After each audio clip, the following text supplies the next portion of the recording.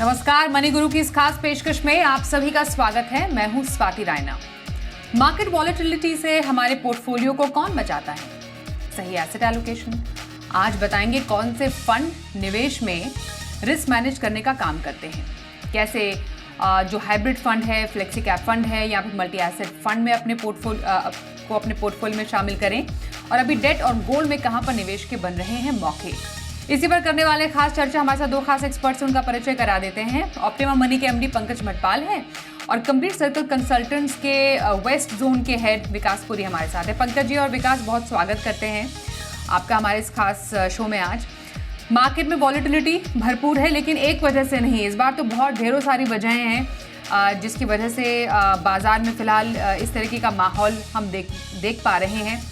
थोड़ा समअप अगर पंकज जी करना चाहें, over the period of months हमने जिस तरीके से बाजार में वॉलेटिलिटी देखी है, क्या समझें? Is it there to stay? क्या अभी भी थोड़ी सी और वॉलेटिलिटी एक्सपेक्ट करें हम, जिस तरीके से ताज़ा हालात बन रहे हैं? नमस्कार स्वाति जी, नमस्कार विकास जी। स्वाति जी, देखिए हमने देखा कि मार्केट में पहले एक अच्छी रैली हुई और वैल्यूएशन काफ़ी एक्सपेंसिव हो गई थी। और हमेशा एक देखा जाता है जब भी वैल्यूएशंस महंगी होंगी तो मार्केट को करेक्ट तो होना ही है। अब कारण अलग अलग हो सकते हैं और इस वक्त पर हमने देखा कि एक तो वैल्यूएशन एक्सपेंसिव थी तो करेक्ट होना था, लेकिन उससे ज़्यादा क्योंकि जो ग्लोबल वजह हुई, स्पेशली जो टैरिफ वॉर थ्रू हुआ, एक बहुत बड़ा कारण बना कि करेक्शन हुआ और तेजी से हुआ। उसके बाद फिर अब तो खैर हम इंडिया और पाकिस्तान का जो ये थोड़ा सा अभी ये देख रहे हैं, ये भी थोड़ा एक चिंता का विषय लग रहा है। तो कई कारण हैं, लेकिन जो बात यह है कि इन्वेस्टमेंट में क्या करना चाहिए, और कई बार बहुत चिंता हो जाती है निवेशकों को।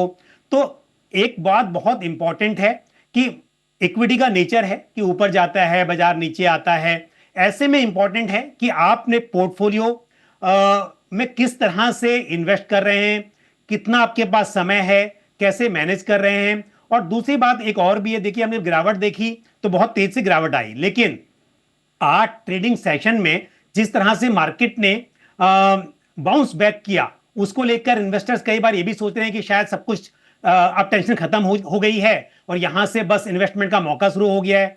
तो कभी भी ग्रीड एंड फियर जो है ना, उस पर आपको ध्यान रखना है, ना ज्यादा लालच करना है और ना चिंता करना है। लेकिन बात यह है कि अपना पोर्टफोलियो में एसेट एलोकेशन बराबर होना चाहिए और उस हिसाब से आप आगे बढ़ें, अपने जोखिम को समझते हुए, अपने जरूरत को समझते हुए। ये मेरे हिसाब से सही तरीका होता है जी।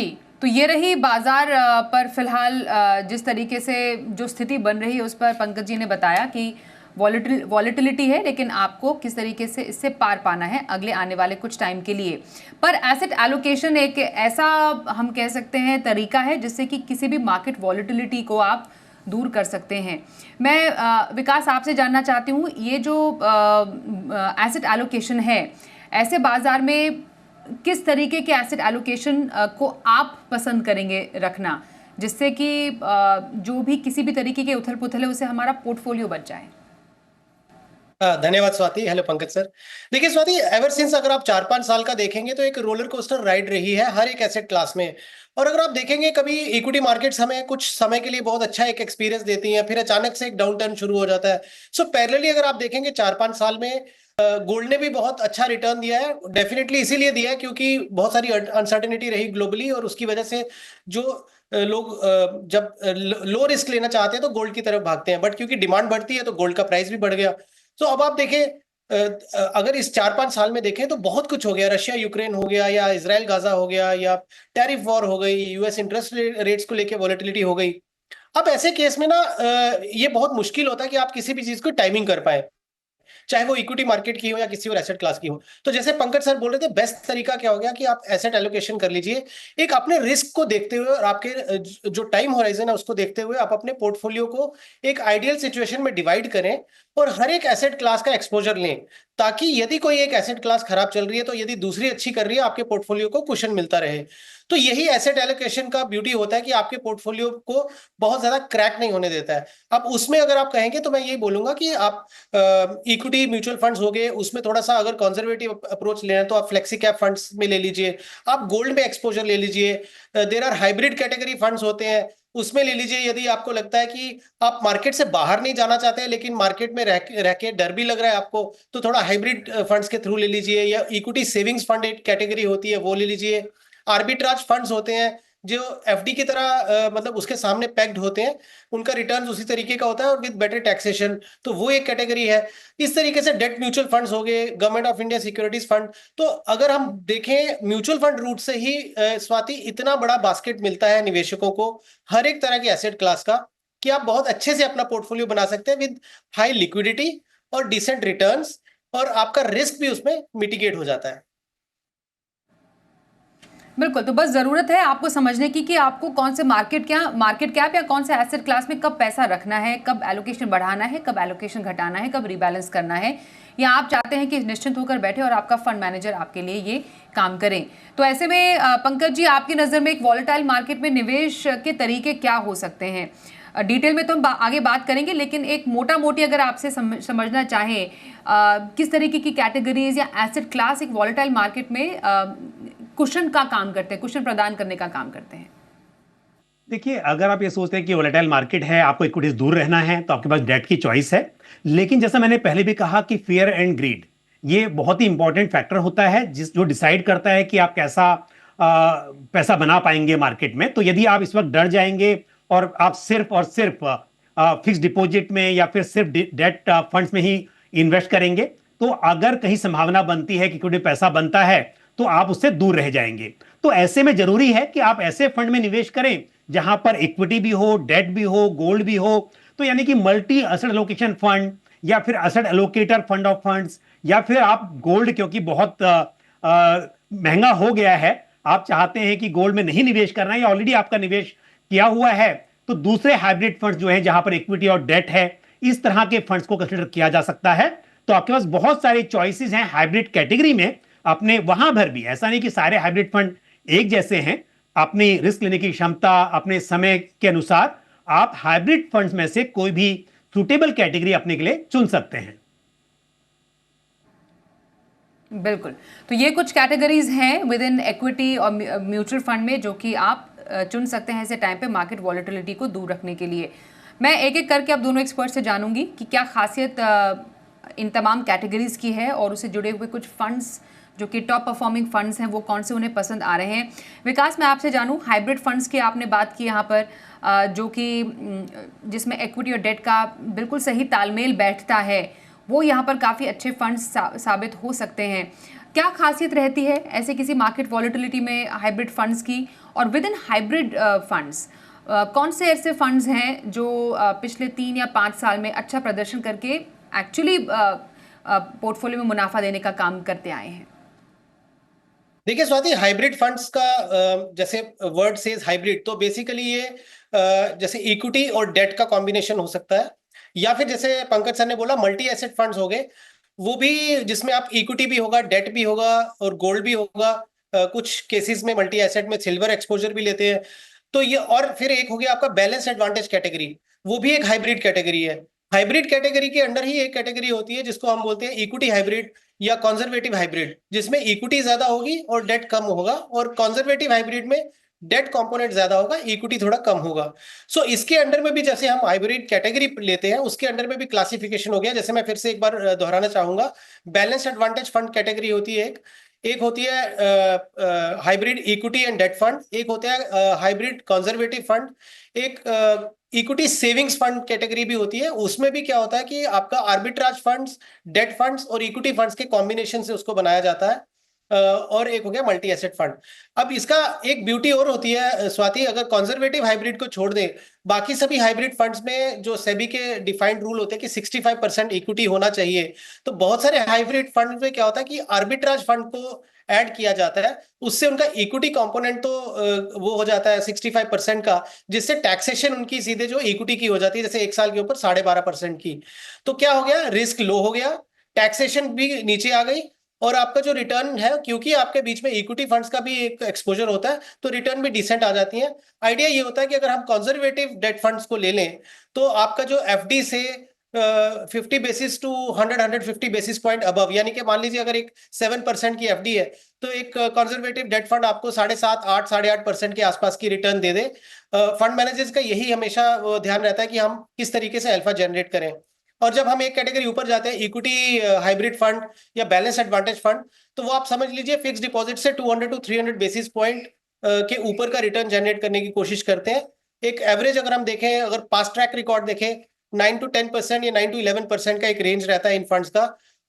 तो ये आइडिया यही होता है कि इक्विटी और डेट को, और फंड मैनेजर्स क्या करते हैं, इनके अपने अपने मॉडल्स होते हैं जिसमें फंड मैनेजर मार्केट को देखते हैं। अगर मार्केट बहुत एक्सपेंसिव हो रही है तो जनरली बैलेंस एडवांटेज फंड में वो इक्विटी कंपोनेंट को कम करके डेट साइड पे बढ़ा देते हैं, और जैसे मार्केट गिरती है या करेक्शन आती है तो वो डेट फंड से लिक्विडेट करके इक्विटी की तरफ शिफ्ट करते हैं। तो बहुत ही डायनामिकली इसको मैनेज किया जाता है। जैसे आपने शुरू में ही बोला कि फंड मैनेजर पे आप छोड़ दीजिए, और वो फंड मैनेजर अलग अलग टेक्निक्स, टूल्स, मॉडल्स यूज करते हैं और फंड्स की जो है एलोकेशन किस तरीके से करनी है उसको मैनेज करते हैं।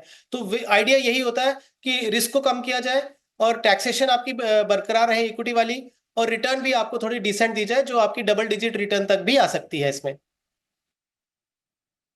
ओके। हाइब्रिड में पंकज जी, आपका आइडिया क्या है टुवर्ड्स मार्केट वॉलेटिलिटी को थोड़ा सा पोर्टफोलियो से दूर रखने के लिए? कौन से फंड्स आपकी नज़र में ऐसे आते हैं जो कि over the period of time portfolio के लिए डिफरेंट मार्केट साइकिल्स में अच्छे रहे हैं? देखिए स्वाति जी, अभी जो विकास जी बता रहे थे कि बहुत सारी कैटेगरीज हैं, ये डिपेंड करेगा कि आपकी ज़रूरत क्या है। अगर आप ये चाहते हैं कि लॉन्ग टर्म के लिए आपको इन्वेस्टेड रहना है उस फंड में, तो ऐसे में तो मेरे हिसाब से बैलेंस एडवांटेज फंड जो कैटेगरी है, जिसे हम डायनेमिक एसेट एलोकेशन फंड भी कहते हैं, मेरे हिसाब से बेहतरीन चॉइस है। क्योंकि यहाँ पर इक्विटी का एलोकेशन वैसे तो 100% तक भी हो सकता है, पर अधिकतर जो फंड्स हैं वो 80% तक लेकर जाते हैं। तो वहां पर आपको इक्विटी एलोकेशन अच्छा मिल सकता है अच्छे समय पर, और यदि मार्केट सही नहीं है तो कम भी रह सकता है। इस वक्त पर देखेंगे तो सभी फंड्स में इक्विटी एलोकेशन काफी कम किया हुआ है। तो मेरे हिसाब से ये फंड आपके पोर्टफोलियो में रहे तो आपको चिंता करने की जरूरत नहीं है और आपको बहुत जल्दी बदलना नहीं होगा। अगर इस कैटेगरी की बात करें तो यहां पर मेरे हिसाब से अगर हम डायनेमिक एसेट एलोकेशन की बात कर रहे हैं तो मेरे हिसाब से ICICI prudential balance advantage fund एक बेहतरीन फंड है इस कैटेगरी में, और दूसरा आदित्य बिरला सन लाइफ बैलेंस एडवांटेज फंड भी कंसिडर किया जा सकता है। लेकिन स्वाति जी, अगर यह है कि हमें सिर्फ इस वक्त पर, जब मार्केट में डायरेक्शन क्लियर नहीं है, घबराहट का माहौल है और उस वक्त पैसा पार्क करना है कुछ समय के लिए, और ये बात पता है कि जैसे ही स्थिति ठीक हो जाएगी उसके बाद हम निकल जाएंगे और उसके बाद अपने चॉइस के फंड्स में इन्वेस्ट करेंगे, तो फिर आपको इस तरह के फंड्स में निवेश करने की बजाय जहां पर इक्विटी का एलोकेशन कम है उसमें किया जा सकता है। तो इक्विटी सेविंग्स फंड हो या कंजर्वेटिव हाइब्रिड फंड हो, इस तरह की कैटेगरीज में आप इन्वेस्ट कर सकते हैं, जहां पर आप समझ लीजिए कि 1 साल 2 साल के लिए निवेश कर रहे हैं, या फिर हो सकता है आपको short term capital gain tax पे करना पड़े, लेकिन छोटे वक्त में ही आपको मालूम चलता है कि अब स्थिति अच्छी हो गई है, अब निकलकर आपको किस तरह के फंड्स में निवेश करना है। तो फिर शॉर्ट टर्म के लिए आप इस तरह के फंड्स जहां पर इक्विटी एलोकेशन बहुत कम है उनका चुनाव भी कर सकते हैं। तो इक्विटी सेविंग्स फंड की बात की यहाँ पर पंकज जी ने। हाइब्रिड म्यूचुअल फंड ही होते हैं। अब आपके लिए इसमें इक्विटी, डेट और आर्बिट्राज का भी एक टच होता है, जिससे कि आपके पोर्टफोलियो को स्टेबिलिटी मिलती है in terms of volatility. Pankaj ji, बिल्कुल इसमें ऐड करते हुए, इक्विटी सेविंग फंड कौन से अच्छे रहे हैं पिछले 3 और 5 साल में, जिनका परफॉर्मेंस हमने अच्छा देखा है? जैसे हम कोटक और मिराई का देख रहे हैं, तो किसी के पोर्टफोलियो में ऑलरेडी इक्विटी सेविंग ये फंड हो, इसमें कंटिन्यू रखें इन्वेस्टमेंट? बिल्कुल, देखिए इक्विटी सेविंग्स फंड जो है बेसिकली यहाँ पे जो सेबी की गाइडलाइन है 10% एलोकेशन डेट में होता है, बाकी आपका मिनिमम 65% इक्विटी में होता है। लेकिन इक्विटी का मतलब ये नहीं है कि यहां पर आपका ये जो है वो स्टॉक मार्केट में डायरेक्ट इन्वेस्ट किया होगा या आर्बिट्राज के थ्रू थोड़ा बहुत होगा स्पॉट मार्केट में इन्वेस्टमेंट, पर बाकी जो होता है आर्बिट्राज होता है। यानी कि रिस्क जो है वो आपका ऐसा नहीं है कि आप एक जैसे फ्लेक्सी कैप फंड में इन्वेस्ट कर रहे हैं जहां पर 65% मिनिमम इक्विटी में एलोकेशन है। यहां पर जो एक्चुअली इक्विटी में होगा कम होगा, लेकिन आर्बिट्राज के थ्रू यहां पर आपको इक्विटी का एलोकेशन मिलेगा, तो रिस्क कम होगा और रिटर्न्स जो हैं वो डेट के मुकाबले बेहतर माने जा सकते हैं। हालांकि इस वक्त पर तो हम डेट में भी अच्छे रिटर्न्स की उम्मीद रख रहे हैं, बट जैसा आपने जिक्र किया फंड के नाम आपने बताए, Mirae Asset equity savings fund और साथ ही कोटक इक्विटी सेविंग्स फंड इस कैटेगरी के अच्छे फंड्स हैं। देखिए कई बार हम बोलते हैं कि टॉप परफॉर्मिंग, तो हो सकता है कि आप देखेंगे एक फंड 1 साल के दरमियान उसने अच्छा परफॉर्म किया, लेकिन उसका हो सकता है 6 महीने में अच्छा नहीं रहा हो। कंसिस्टेंसी की बात की जाए तो ये दोनों फंड्स मेरे हिसाब से बेहतरीन फंड्स से आपने निवेश किया हुआ है, तो आप इनमें बिल्कुल निवेशित रह सकते हैं। और यदि आप निवेश करना चाहते हैं कि कम इक्विटी का जोखिम लेते हुए, तो भी ये फंड्स आपके पोर्टफोलियो में अच्छे माने जा सकते हैं। बिल्कुल। ये हम बात करें वॉलेटाइल बाजार में कौन से कैटेगरीज के फंड्स आपके पोर्टफोलियो में अच्छे रह सकते हैं। एक ब्रेक के लिए रुकते हैं, ब्रेक के बाद डेट की और गोल्ड की भी हम बात करेंगे, कितना एक्सपोजर ले, कहां पर इन्वेस्ट कर सकते हैं इन दोनों ही कैटेगरीज में। हमारे दोनों एक्सपर्ट्स के साथ बने रहिए।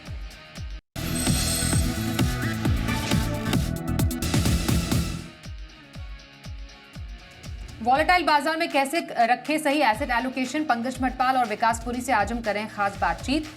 विकास, फ्लेक्सी कैप फंड्स हमने देखा है कि वॉलेटाइल बाजार में ये एक ऐसी कैटेगरीज है जिसमें अच्छा निवेश आता है और हमने मार्च के महीने में भी कुछ ऐसा ही होते हुए देखा है। फ्लेक्सी कैप अभी फिलहाल क्या एलोकेशन बढ़ाने का टाइम है और क्यों बढ़ाएं, क्या इसकी खासियत हो सकती है अभी के टाइम पर किसी के पोर्टफोलियो प्लेसमेंट में? देखिए स्वाति, फ्लेक्सी कैप फंड्स क्योंकि ये फ्लेक्सिबिलिटी देता है फंड मैनेजर्स को कि वो कौन सी मार्केट कैप में अपना एक्सपोजर ज्यादा रखना चाहते हैं। और अगर आप पिछले कुछ समय में देखें, इनफैक्ट 3 से लेके आप 10 साल का भी टाइम होराइजन देखें, फ्लेक्सी कैप फंड्स तो ऐसे हैं जिन्होंने अपने बेंचमार्क को भी बीट किया है ना। उसकी ब्यूटी यही है कि जैसे हम बोलते हैं कि अगर वॉलेटिलिटी बहुत हाई है तो आप लार्ज कैप फंड में चले जाएं, बट अगर आपने लार्ज कैप फंड में इन्वेस्ट कर दिया और आजकल मार्केट इतनी डायनामिक होती है स्वाति की अचानक से 15-20 दिन में पूरा मार्केट का माहौल बदल जाता है। और उस समय खैर एज ए इंडिविजुअल हमें इतना टाइम या इतना वो हमारे पास में वो नहीं होती एक्सपर्टीज कि हम अपने लार्ज कैप को बंद करें, किसी दूसरी तरफ में मूव कर जाएं। तो फ्लेक्सिबिलिटी में क्या हो गया कि फ्लेक्सी कैप फंड्स में क्या हो गया कि फंड मैनेजर अपने तरीके से मार्केट को देखते हुए वो लार्ज कैप एक्सपोजर भी ले सकते हैं, मिड कैप भी ले सकते हैं, स्मॉल कैप भी ले सकते हैं, पूरी डिस्क्रिशन है फंड मैनेजर की। अब अगर हम वॉलेटिलिटी वाला टाइम देखते हैं और जैसे मैंने बोला कि मार्केट इतनी डायनेमिक है कि 15 दिन में माहौल बदल जाता है, तो उस केस में फंड मैनेजर के पास ये फ्लेक्सिबिलिटी होती है कि वो अपने एक्सपोजर, यदि बहुत ज्यादा लार्ज कैप ओरिएंटेशन है जो कि ज्यादातर फ्लेक्सी कैप फंड्स में है, वो थोड़ा सा एक्सपोजर जो है मिड कैप पे इजीली ले सकते हैं विद इन मतलब टाइम बिना लूज किए कर सकते हैं, या थोड़ा बहुत स्मॉल कैप में भी अगर उनको लगता है कि वैल्यू मिल रही है तो वो ले सकते हैं। तो इसलिए फ्लेक्सी कैप फंड्स की जो अगर आप परफॉर्मेंस देखेंगे, बिकॉज बहुत ही डायनेमिकली मैनेज्ड है, मैं ये बोलूंगा कि बैलेंस एडवांटेज फंड जैसे डेट और इक्विटी में बहुत डायनेमिकली मैनेज किया जाता है, फ्लेक्सी कैप फंड जो है वो आपका large cap, mid cap, small cap में बहुत ज्यादा डायनेमिकली मैनेज किया जाता है। तो उस कैटेगरी में अगर आप देखेंगे, पराग पारिक फ्लेक्सी कैप और HDFC flexi cap top performing funds रहे हैं। अगर आप इनका 10 ईयर का भी ट्रैक रिकॉर्ड देखेंगे, पराग पारिक 17% का सीएजीआर मेंटेन किया हुआ है और एचडीएफसी फ्लेक्सी कैप 15% का, डिस्पाइट ऑफ अभी अगर आप देखेंगे इतनी ज्यादा करेक्शन हुई है, इतनी वॉलेटिलिटी हुई है, सब कुछ हो गया जो हमने 4-5 बड़े इवेंट बोले, उसके बावजूद अगर इन्होंने अपनी ये मेंटेन रखी है, तो आप ये इस दर्शाता है कि फ्लेक्सी कैप फंड्स जो है वो over a period of time आपको हमेशा बेंचमार्क से बेटर रिटर्न देने की पोटेंशियल रखते हैं। बिल्कुल। तो ये रही फ्लेक्सी कैप की बात और कैसे मार्केट वॉलेटिलिटी में आपके पोर्टफोलियो को ये एक सुरक्षा प्रदान करता है। पंकज जी, फ्लेक्सी कैप के अलावा एक और कैटेगरी है जिसमें पिछले कई महीनों से काफ़ी अच्छे पैसे आए हैं, जिक्र भी आपने किया multi asset allocation fund. Reason ये भी कि हर एक उस कैटेगरी का इसमें मिश्रण है जिसने पिछले कुछ टाइम में अच्छा भी किया। इक्विटी में हमने एक टाइम पे देखा कि ज़बरदस्त रैली चल रही थी, डेट अच्छा कर रहा था, गोल्ड ऑल टाइम हाई छूता हुआ हमने देखा, और मल्टी एसेट में तो हर कोई ये फ्लेवर मौजूद है। मल्टी एसेट फंड में अभी एलोकेशन बढ़ाने का टाइम? बिल्कुल, मेरे हिसाब से मल्टी एसेट एलोकेशन ऐसी कैटेगरी है जहां पर आपको चिंता कम रहती है। उसकी वजह यही है कि इसमें मल्टीपल एसेट क्लासेस हैं। आप देखिए, 1 साल पहले किसी को नहीं पता था कि गोल्ड इतना अच्छा परफॉर्म करेगा। अदरवाइज तो डेफिनेटली जिस हिसाब से इक्विटी के रिटर्न उतने अच्छे नहीं रहे और गोल्ड ने तो मतलब बहुत ही अच्छे रिटर्न दिए, तो ये पता नहीं होता है। तो यदि आप मल्टी एसेट एलोकेशन फंड में इन्वेस्ट करते हैं, एक तो बात यह है कि आपको मल्टीपल एसेट्स का फायदा मिलता है। दूसरी बात, क्योंकि जो फंड मैनेजर्स मैनेज कर रहे हैं फंड्स को, वो जो उसका एलोकेशन उसे कम ज्यादा भी करते हैं। तो गोल्ड का एलोकेशन, क्योंकि जो कंडीशन है, जो एक मैंडेट है, वहां पर आपको मतलब 3 एसेट क्लास होने जरूरी हैं और मिनिमम 10% एलोकेशन जरूरी है हर एसेट क्लास में। तो यानी कि फंड मैनेजर के पास ये अपॉर्चुनिटी है कि वो जो एलोकेशन है वो घटा सकते हैं, बढ़ा सकते हैं, चाहे वो इक्विटी हो, गोल्ड हो या डेट हो। तो इसके लिए यहां पर हालांकि हम देखेंगे कि ज्यादातर जो फंड है इस कैटेगरी में, वहां पर मिनिमम एलोकेशन इक्विटी का 65% रहता है लेकिन कुछ फंड्स ऐसे भी हैं जहां पर इक्विटी एलोकेशन 40% टू 60% के बीच में रहता है। तो ये कैटेगरी बिल्कुल अच्छी है, इसमें बढ़ाया जा सकता है निवेश को। और इस कैटेगरी के मैं दो फंड्स यहां पर बताना चाहूंगा। एक है ICC prudential multi asset fund, जो कि बहुत ही पुराना फंड है। इस फंड में मिनिमम एलोकेशन जो इक्विटी का है वो 65% हमेशा रहेगा। ये फंड हाउस का अपना मैंडेट है। और White Oak Capital multi asset allocation fund, ये फंड थोड़ा नया है, लेकिन इस फंड में जो इक्विटी एलोकेशन है वो 40% टू 60% के बीच रहेगी। तो निवेशक अपनी जरूरत के हिसाब से, अपनी जोखिम लेने की क्षमता के हिसाब से डिसाइड कर सकते हैं कि कौन सा फंड उनके लिए सही रहेगा। बट अपने आप में दोनों फंड्स बेहतरीन फंड्स मेरे हिसाब से हैं। जी, तो मल्टी एसेट एलोकेशन फंड में अभी निवेश करने का सही मौका। गोल्ड की बात करते हैं। गोल्ड में हमने अच्छी शानदार यहाँ पर बढ़त देखी और साथ ही अब फोकस लोगों का गोल्ड पर एक बार फिर से शिफ्ट हो गया है। बताइए विकास, गोल्ड में निवेश, गोल्ड ईटीएफ हमने देखा, वहां पर इन्वेस्टमेंट के मौके भी बन रहे हैं। क्या तरीका आपको ज्यादा पसंद आ रहा है? देखिए स्वाति, अगर आप चारों एसेट क्लास देखें, अगर ब्रॉडली अगर रियल एस्टेट देखें, इक्विटीज देखें, गोल्ड देखें और डेट देखें, अगर हम देखें तो टॉप परफॉर्मिंग में इक्विटी जो एसेट क्लास है वो सबसे ज्यादा परफॉर्म करती है। अगर हम 20 इयर्स का भी ट्रैक रिकॉर्ड लेंगे तो 14-15% का रिटर्न मेंटेन रखती है। सिमिलरली जो सेकंड बेस्ट एसेट क्लास है वो है गोल्ड। रफली अगर आप देखेंगे तो 12% के आसपास का एवरेज रिटर्न रहता है। इवन अगर आप रिसेंटली देखें गोल्ड फंड्स हैं जो, उसमें अगर मैं बात करूं तो आदित्य बिरला सन लाइफ का गोल्ड फंड है one of the top performing. इसका अगर आप 3 इयर्स का ट्रैक रिकॉर्ड देखेंगे तो लगभग 21% का है। 5 ईयर का देखेंगे तो 13% है। 7 इयर्स में 15.5 के आसपास का रिटर्न है। और 10 ईयर का भी देखेंगे तो 12% के ऊपर का एवरेज रिटर्न इन्होंने मेंटेन करके रखा है। नाउ, जैसा हमने प्रोग्राम के शुरू के बोला कि एसेट एलोकेशन बहुत जरूरी है, और गोल्ड इसलिए होता है कि वो आपके रिस्क को, जो it's like hedge to your portfolio, आपके रिस्क को कम करने के लिए गोल्ड का एलोकेशन दिया जाता है। जनरली हम ये बोलते हैं कि gold should be 5 to 10% of your portfolio. तो मान लीजिए अगर आपके निवेशक अभी आज की तारीख में सिर्फ इक्विटी या डेट में ही एक्सपोज्ड है और गोल्ड उन्होंने बिल्कुल नहीं लिया है, तो आप गोल्ड का लेवल को देख के आप डरिए मत। आप गोल्ड को शामिल करिए, एसआईपी रूट से करिए, बिकॉज ये जो गोल्ड फंड्स होते हैं या ईटीएफ्स होते हैं, ये आपको फ्लेक्सिबिलिटी देते हैं कि आप छोटे छोटे अमाउंट में या एसआईपी रूट से आप एक्यूमुलेट कर सकते हैं।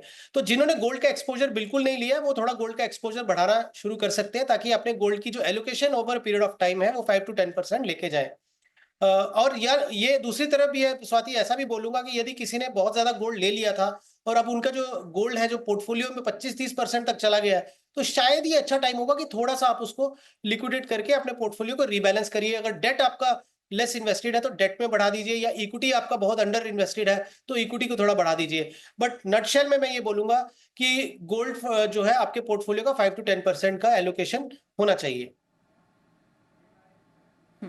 और डेट में पंकज जी, आखिरी में सवाल आपसे होगा, डेट में अभी इन्वेस्टमेंट स्ट्रैटेजी क्या रहे रेट कट के इस दौर में?